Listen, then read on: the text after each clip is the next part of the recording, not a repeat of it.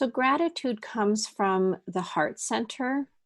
As I Mm-hmm. was talking earlier, the heart center is the fourth chakra. The heart center is that space of compassion and gratitude and grace and connection.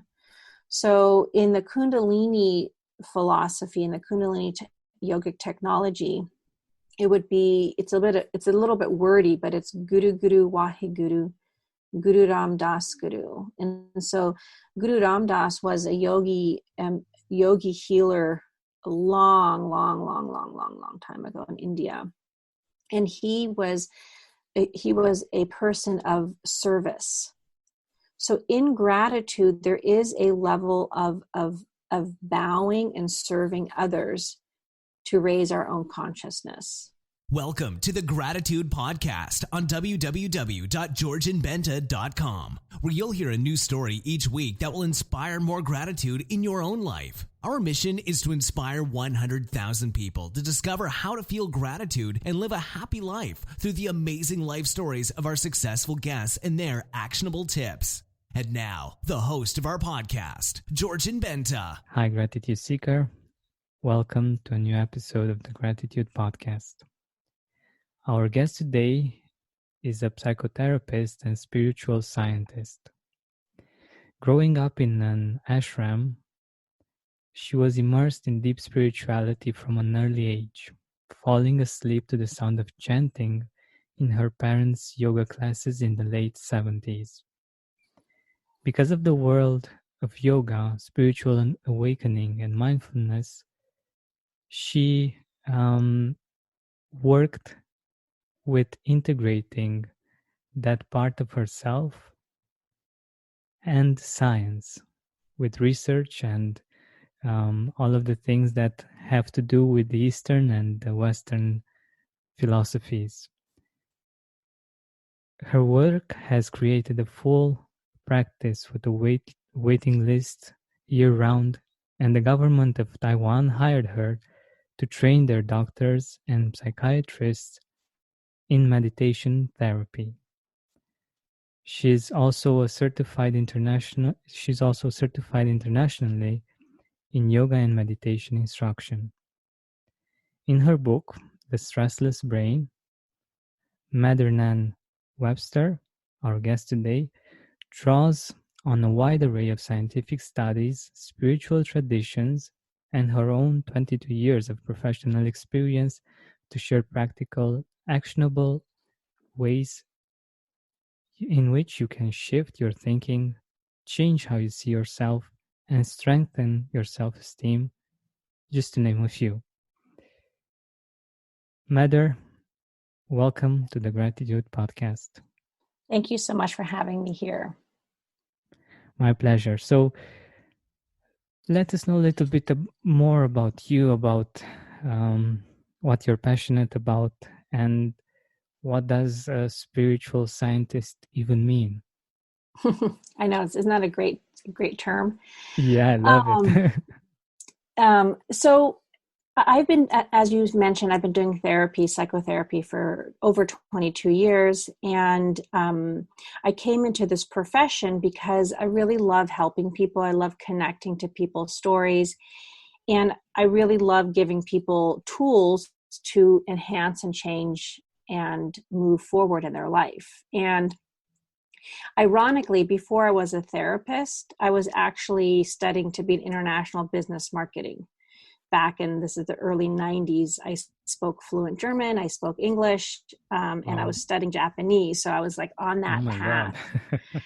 And I started realizing I didn't want to be a part of that cutthroat environment. And so I changed majors, and I spent some time speaking with my mother and looking at all the things that I love learning, all the things that I did already know. And it came down to counseling. And so I ended up switching majors and came into this field of work. And when it comes to psychotherapy, there is the traditional teaching that you can learn in school, just, all the forefathers of mental health and family systems and the brain and the mind. But it wasn't really until I started integrating mindfulness, meditation, yoga, Eastern technology, Kundalini awareness into my psychotherapy practice that there really was a big shift. And that happened 15 years ago. And it was actually my clients who were asking for it, because I used to keep my spiritual teaching and yogic teaching and meditation teaching separate from my psychotherapy. I just didn't integrate the two because none of that was taught in graduate school. Nothing about spirituality. We didn't even study religion, which is just amazing to think of. In this field, you would think that they would cover that. I'm sure it's changed now. It's been a long time. But my clients were the ones who had come to some of my classes, and when they'd come into my office, they were like, okay, great, you're telling me about my parents and my family, my background and my childhood, but tell me more about what you were talking about in class this last week. And so I started integrating the Eastern philosophies of consciousness and your soul identity and how the yogis look at the mind and our glands and our breath. And as I was doing this, because I am a lifelong learner, I love learning, I started looking into science and psychology and with research within the world of yoga and meditation. Because even though I've had my own experiences of feeling connected with myself, being able to drop deep into my awareness, just because I know I have that experience, I still wanted to know some of the science behind it. And so a few years before I started writing my book, I just started getting into more neuroscience and biology and research, and all of this information started coming, and now it's quite mainstream to talk about mindfulness and meditation and science and the brain and the mind, but that was not part of the psychology world or really even much of the science world 25 years ago. That's so interesting. Indeed, we got used to this, and now it seems that everyone is talking about these topics, but like you said, it really wasn't something that people used to talk about, which I think it's a good thing, and it's thanks to people like you doing their part in the world that these things are coming to the surface more. But I also wanted to ask you, I'm really curious if you've seen in both your experience and also in your research, things that have to do with gratitude from the perspective of science and also from the perspective of spirituality, and if you see a certain relationship between the two. Well, there's a saying, the attitude of gratitude. And and when we look at gratitude, if you look at gratitude in let's just go with science for a moment, with biology, when a human being or a human is in that gratitude, there's something that happens in relaxation within the body and the mind. Like you go into the parasympathetic nervous system. Because when we're not grateful, like when we're not sitting in gratitude of being able to see our blessings as a society, I'm not sure how it is in Eastern Europe or Western Europe, but the United States, that people are really quick to get angry and get frustrated. And why is it always happening to me? And have an intense passion. But rarely do you see people have an intense passion when things are going well. It's almost like that's how it should just be. And so if you think about the energy in our body, when we actually have that gratitude, we have an attitude of gratitude, which means to me that we're able to be aware of our blessings at the same time as we're aware of our shortcomings. Mm. And that being aware of our shortcomings does not mean that our blessings and our gifts are obsolete. I love that It's being able to perspective. hold both in your consciousness.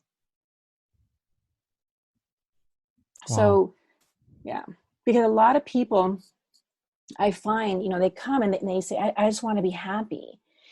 And I look at them, I go, what does happiness mean?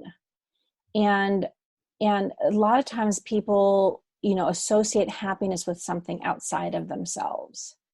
And so that then draws into the conversation with clients around self-esteem and self-worth. And there's three kinds of self-esteem. There's three kinds of self-worth. There's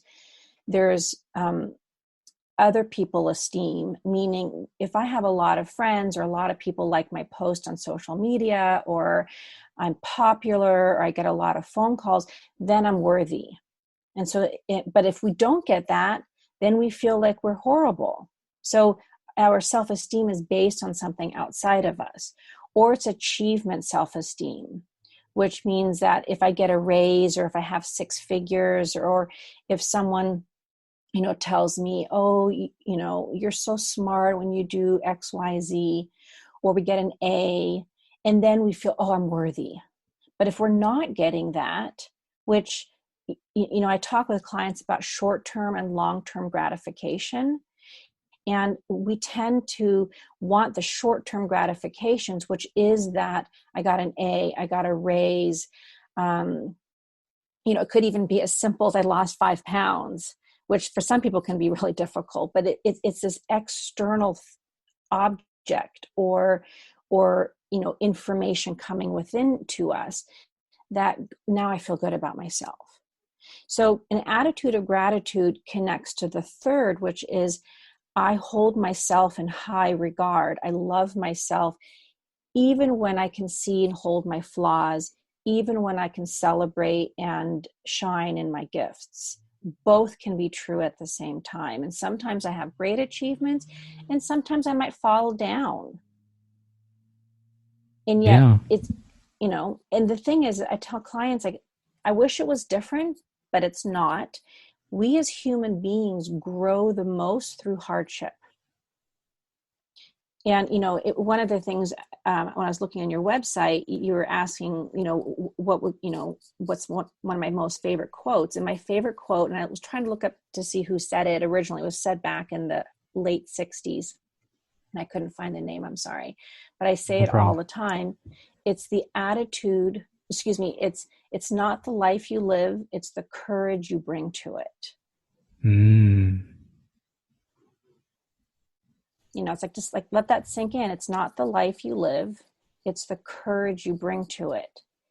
And every single autobiography that's written by somebody, not everyone, but I would say most of them, it is all about how they moved through, overcame, faced hardship, and what they learned from it. It's not about, oh, I'm so handsome and I make 6 figures, and it's not, like, we can see that in a reality show or on, a movie or social media, but it's the inspiration is, wow, that person had such courage to face this pain or move through this experience.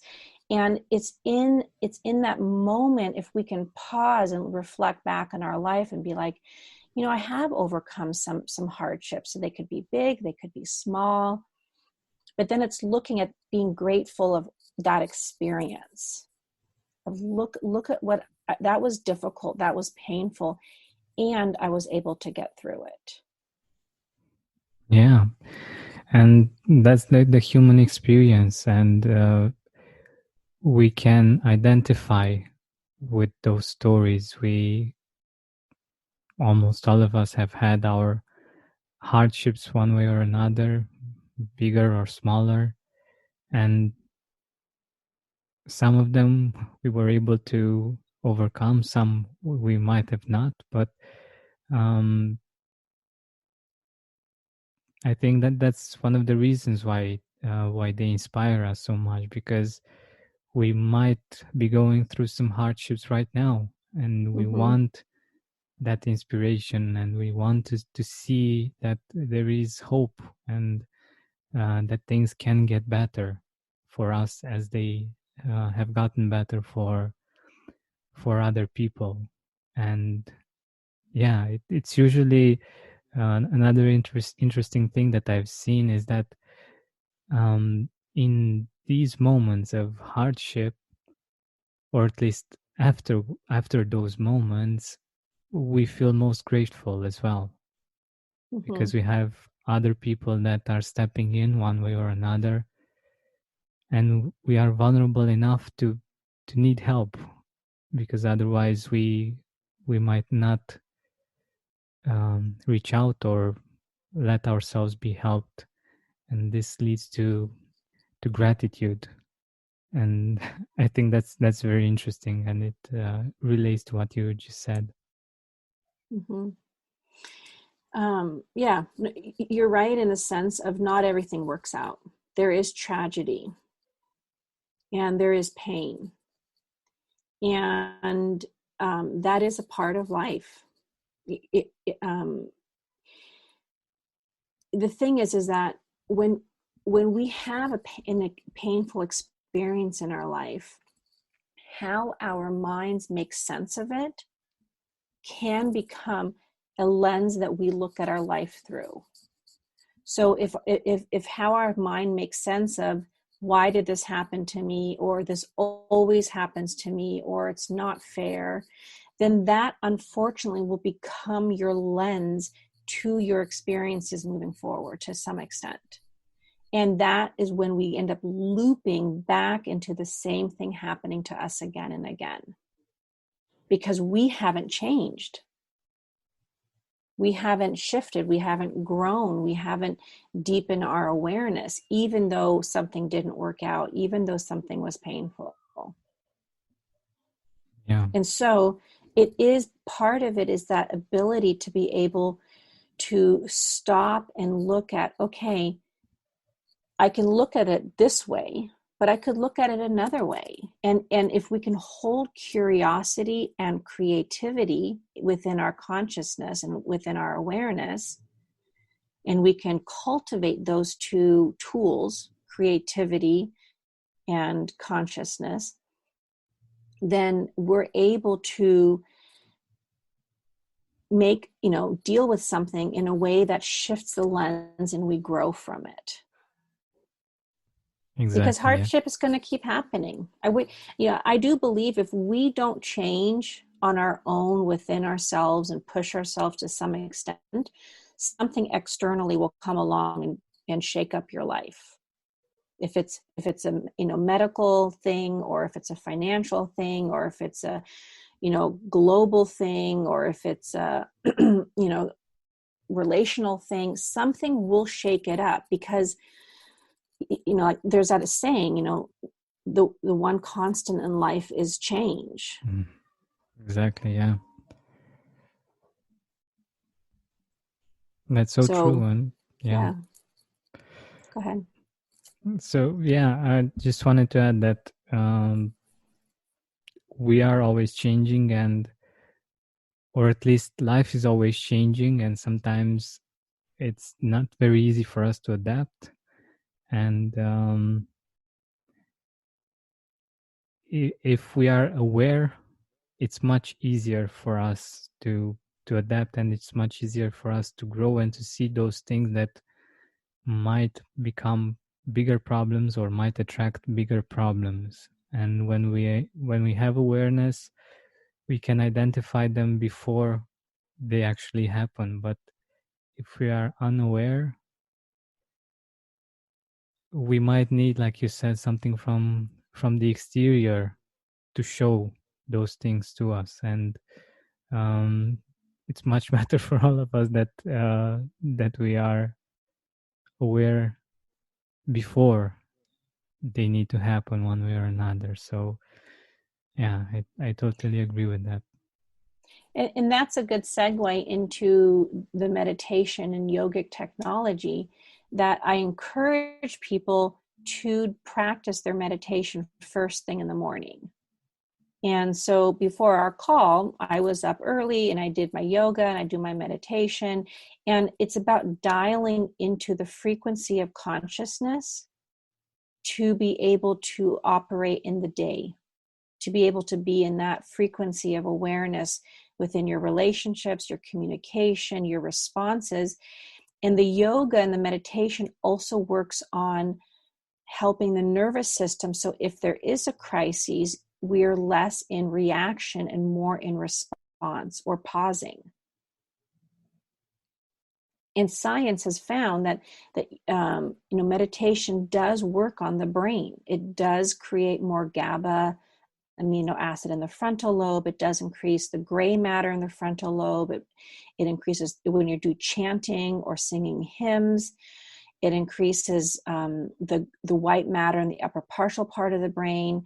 The sound current of chanting and the breath work on the brain and also stimulates the vagus nerve. So there is things that are happening in your brain that feed into that being more mindful, being able to stop and think before we react, being more connected to the parasympathetic nervous system rather than always leaping into the sympathetic nervous system, which can be triggered by the amygdala, which is the fight, flight, and freeze, which is the animal part of our brain.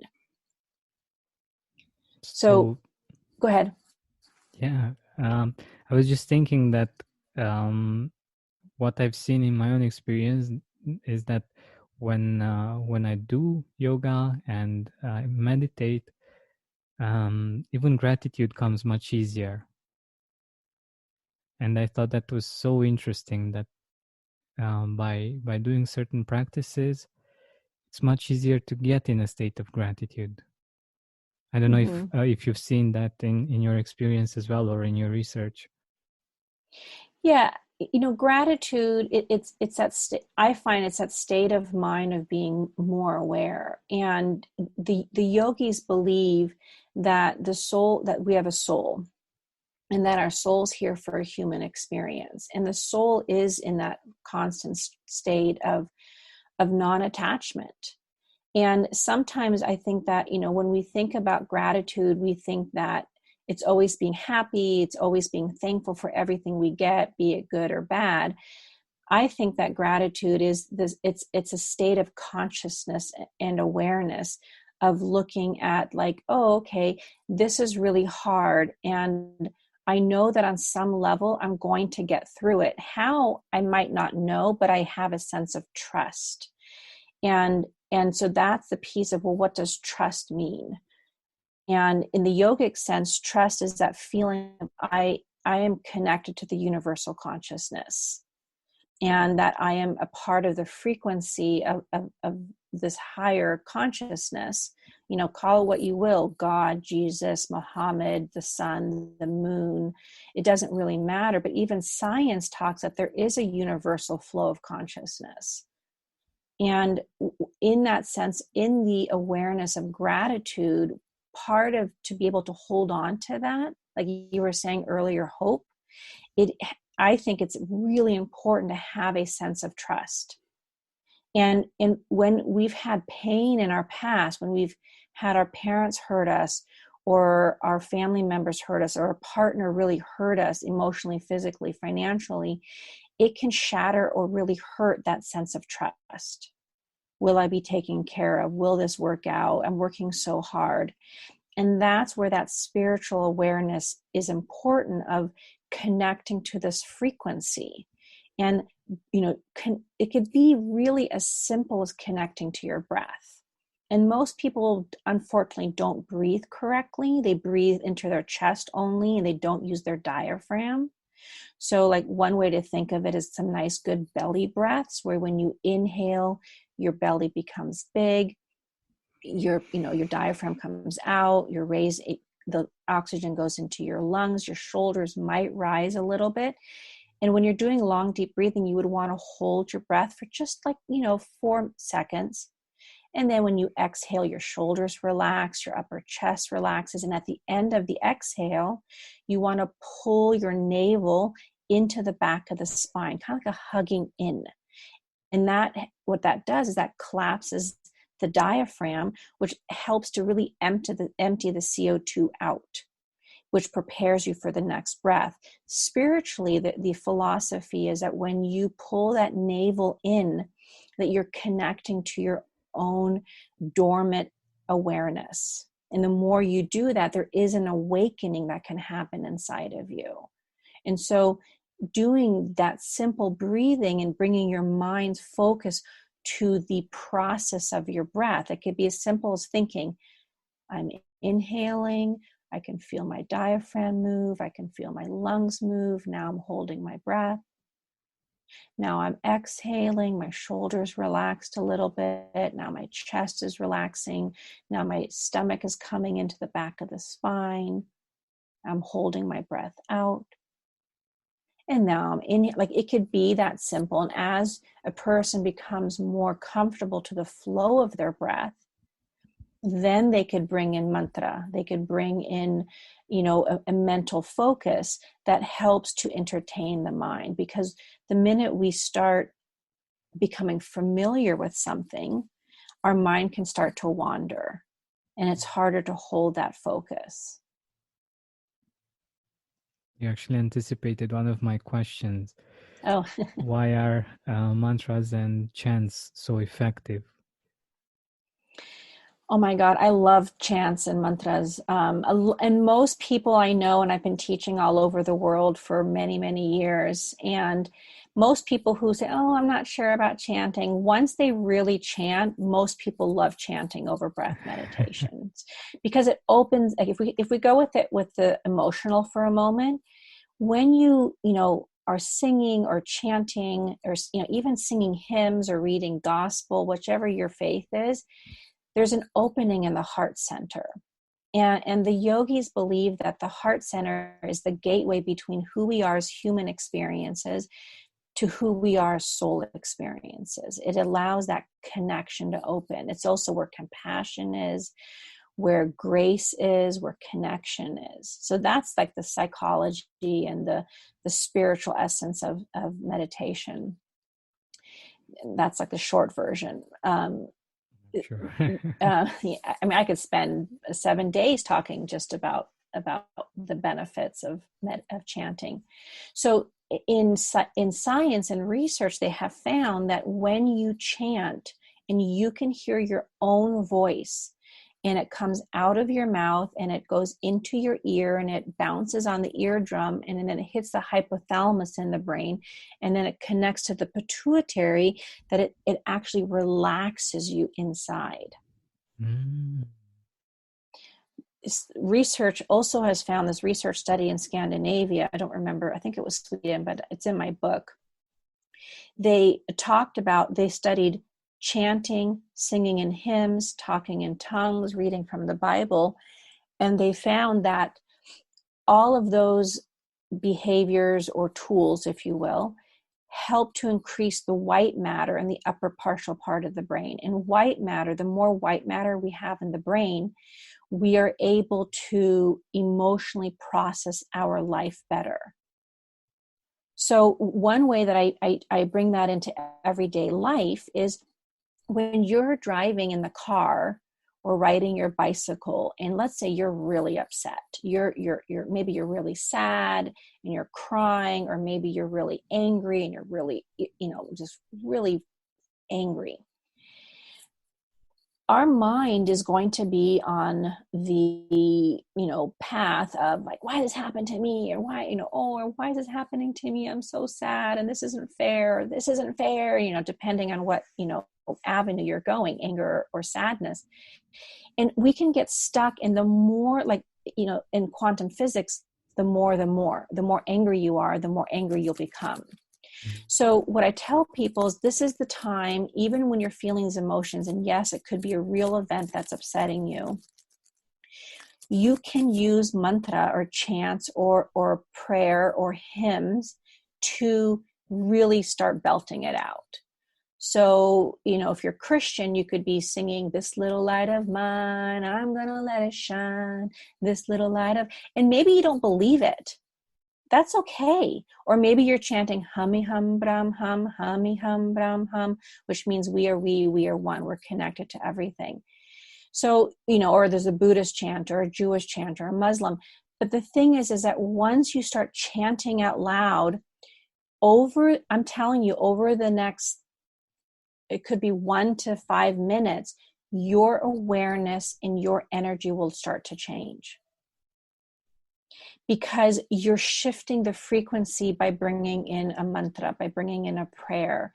One of the reasons I do encourage people sometimes, especially if you have a lot of anxiety and a lot of depression, I encourage people to chant or sing hymns in a language that's not your mother tongue. The reason why is our minds are super powerful. And if we're saying, like, let's say we'll go with the first prayer I was singing, it's a Christian one, "This little light of mine." And, you're chanting, "This little light of mine," you're singing. And your mind's going to go like, "What light? I feel like shit. My life is horrible. I just got dumped. Like, what do you mean my light? Nobody even our mind's going to fight it more because it's our mother tongue. If you're speaking French or Spanish or, Hindi, you don't want to use your mother tongue. But if you then, chant in another language, you can read what it means, but if you're, let's say the chant hummy hum bram hum, and if you're just saying hummy hum bram hum, hummy hum bram hum, it allows us to connect to that frequency, and it's harder for our mind to try to counterattack it. So that's one. Second, you're increasing that white matter in the upper partial part of the brain that will help you process the situation. And third, it's connecting you to a frequency. If you think about, there's a universal awareness and flow of energy. It connects us to that. And fourth, when we chant, it actually stimulates our vagus nerve. So, the vagus nerve allows us to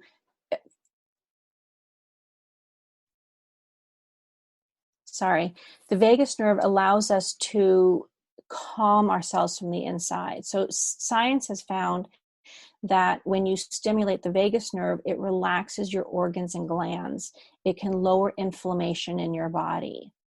And inflammation can cause depression. A lot of autoimmune diseases come from inflammation in our body. So there's a lot of benefits of chanting and singing hymns and prayer. Wow. I love it, and it makes so much sense. I've seen it work in my own experience, and I know it's maybe not as deep, but just to give a similar example, for instance, I love listening to songs in other languages, especially because I don't understand that language, and it just helps me connect with the feeling of the song. And I think it's something similar in this situation as well. I'm not analyzing the song with my brain, with my mind. I'm just enjoying it. I'm just feeling it. And I think it's something similar in this situation as well. But I wanted to ask you, I'm really curious if there is a chant for gratitude, or that is related to gratitude. So gratitude comes from the heart center. Mm-hmm. As I was talking earlier, the heart center is the fourth chakra. The heart center is that space of compassion and gratitude and grace and connection. So in the Kundalini philosophy and the Kundalini yogic technology, it's a little bit wordy, but it's Guru Guru Waheguru, Guru Ram Das Guru. And so Guru Ram Das was a yogi healer a long time ago in India. And he was a person of service. So in gratitude, there is a level of bowing and serving others to raise our own consciousness. So it's gratitude really is not just about the I, it's about the we. It's that connection to others. It's that. So by chanting Guru Guru Wahe Guru Guru Ram Das Guru, you're able to connect to that frequency of the gratitude, the attitude of gratitude of life, of the service of others, of seeing, we can go into Course of Miracles, which was written in the 60s, which is all about what you see around you as a reflection of yourself.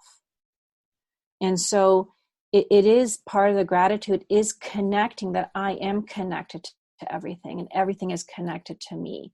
Therefore, that helps that hope part. When you're having a hard time, there's an energy force that has your back. If you feel connected to others, it will be easier for you to ask for help. It's really hard for many people to ask for help.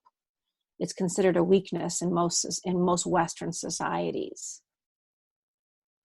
So by chanting and connecting to that frequency of the energy of Guru Ram Das, it allows you to connect to that service and connection of bowing to our higher consciousness, which helps us to let go of our attachments. It helps us to let go of our stories. It helps us to let go of our hooks so that we can feel that attitude of gratitude, which sometimes is service, sometimes it's for others, and sometimes it's for ourselves. That's so true. And since you mentioned other people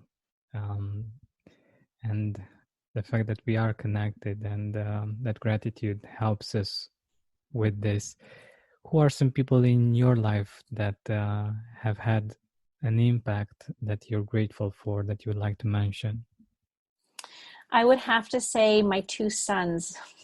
I have a son in college and I have a son in high school, and they have been my greatest teachers. And I think that for me, the attitude of gratitude, or the attitude of relating to gratitude and how people have helped me be more grateful, it is that love connection. And the love I have for my two sons, I cannot even explain what that feels like. It's beyond words. And these two humans have pushed every single button in me more than anybody else, maybe other than my parents. But yet the love that I have, the willingness for me to sacrifice for them is so unconditional that has been a really, really big lesson, to be able to love someone so much and yet not learn. Being the parent, I can't be, not to say I have never lost it, but I have to be the adult. I'm teaching them and how to hold by myself and like, okay, they're having a tantrum. I can't join the tantrum. It's not a tantrum party. I have to be the functioning adult. And later, I'm so grateful because it really did force me. I know force is a strong word, but it forced me to change.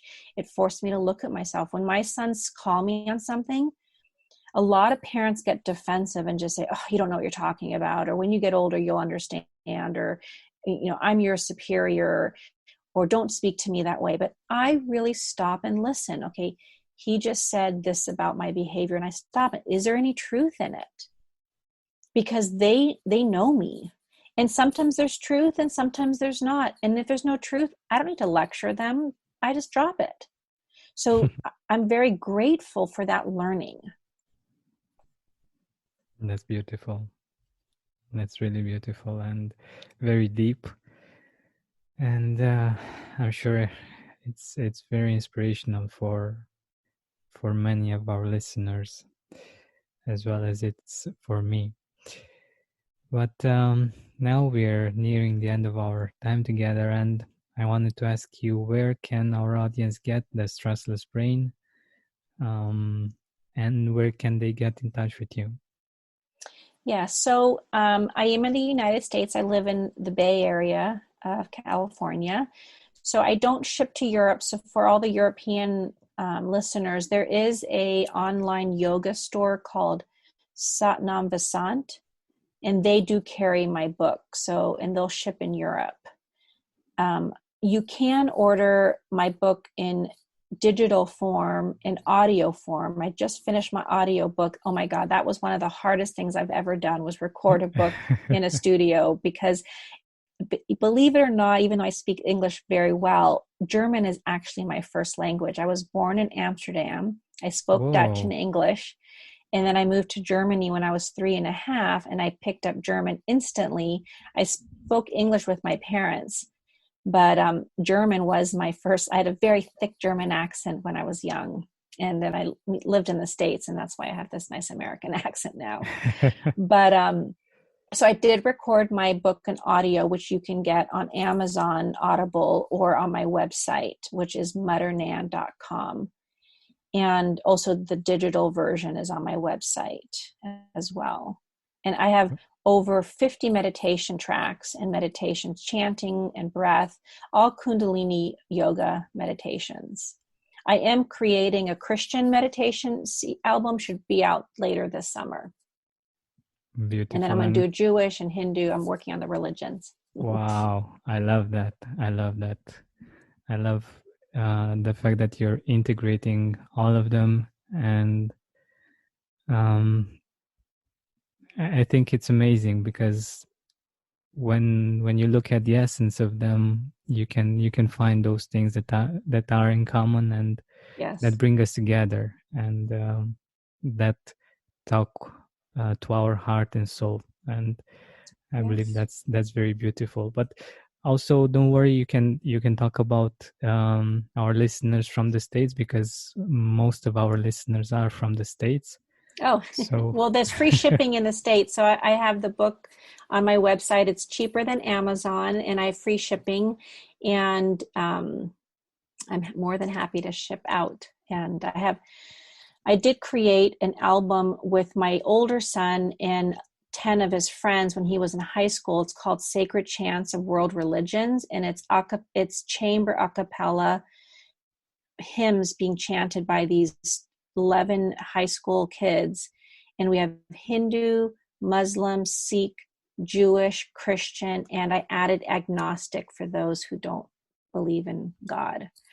So it's a beautiful album, and it's just, I mean, you can just like lay in your pool, or lay on your grass, or in your bed, or sit in your couch and just listen. I mean, the sounds of these 11 voices, 12 voices are so beautiful. So that was my first project into incorporating, bringing religion, because religion kind of has a bit of a dirty connotation for a lot of people these days, and rightly so in some ways, but we don't want to throw the baby out with the bathwater. There's some beauty in the different religions.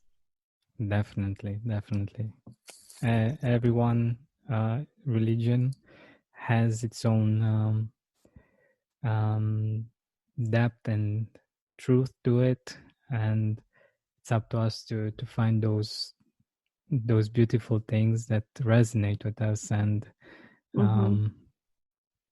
just go with the flow, and